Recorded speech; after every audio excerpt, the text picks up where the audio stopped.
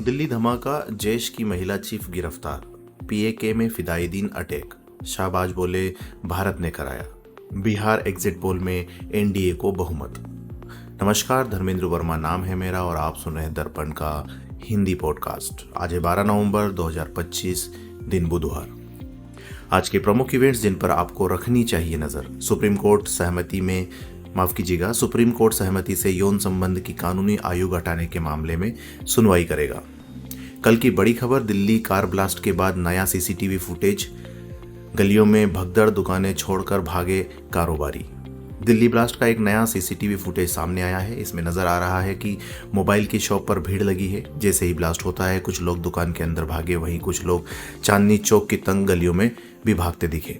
अब तक 12 लोगों की मौत और 20 से ज्यादा लोगों को घायल होने की पुष्टि हो चुकी है। 2 शवों की पहचान हो चुकी है, बाकी की पहचान डीएनए टेस्ट से हो पाएगी। उमर कार में लगातार 3 घंटे बैठा रहा। दिल्ली पुलिस की शुरुआती रिपोर्ट के मुताबिक धमाके से पहले डॉक्टर मोहम्मद उमर नबी 3 घंटे तक कार में बैठा था। उमर नबी ने धमाके में खुद को भी उड़ा लिया। यह सीसीटीवी में देखा जा सकता है। पर उमर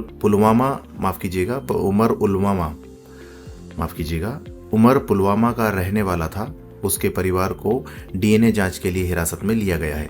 उसके दोस्त डॉक्टर सज्जाद को भी पकड़ा गया है।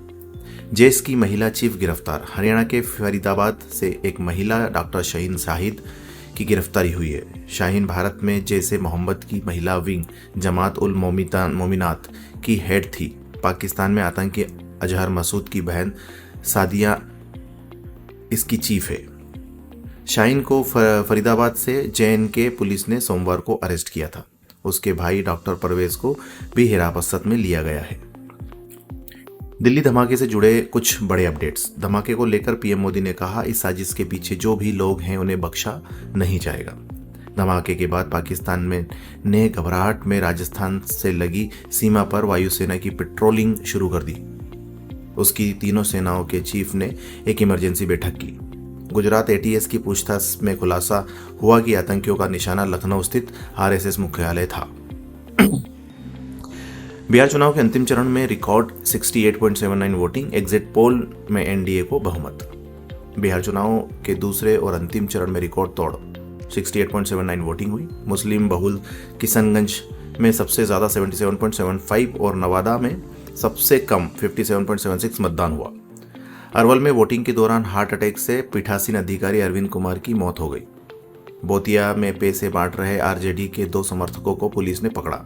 जमुई में समुदाय में ईंट पत्थर चले। मोतिहारी में 10 लोगों को फर्जी वोट डालते हुए पकड़ा गया। धर्मेंद्र के निधन की खबरें गलत। ईशा देओल बोली उनकी हालत स्थिर और रिकवर कर रहे हैं। एक्टर धर्मेंद्र के निधन की खबर को बेटी ईशा देओल ने अफवाह बताया। उन्होंने कहा कि पापा की हालत स्थिर और वे रिकवर कर रहे हैं। हेमा मालिनी ने भी झूठी खबरों पर नाराजगी जताते हुए इस तरह की हरकत माफ करने लायक नहीं है। सोशल मीडिया पर धर्मेंद्र के निधन की खबर के बाद रक्षा मंत्री राजनाथ सिंह ने एक्स पर शोक जताया, लेकिन बाद में पोस्ट हटा ली। पाकिस्तान में आत्मघाती हमला, 12 मौतें, 36 घायल।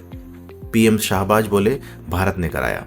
पाकिस्तान के इस्लामाबाद में डिस्ट्रिक्ट कोर्ट के बाहर हुए आत्मघाती हमले में 12 लोगों की मौत हुई और 35 से ज्यादा लोग घायल हो गए। हमलावर का सिर घटनास्थल पर मिला है।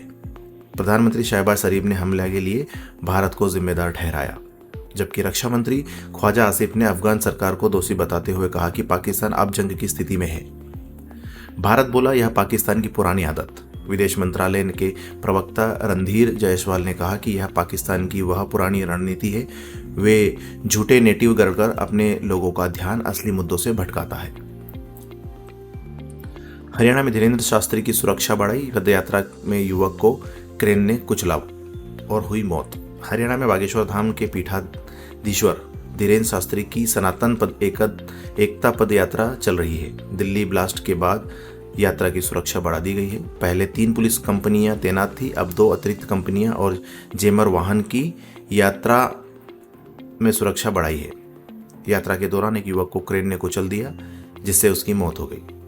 मृतक की पहचान ऋषिकेश के रहने वाले सुभाष 35 साल के तौर पर हुई है।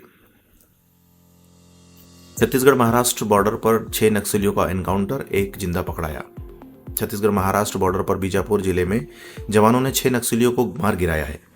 इसमें 3 महिलाएं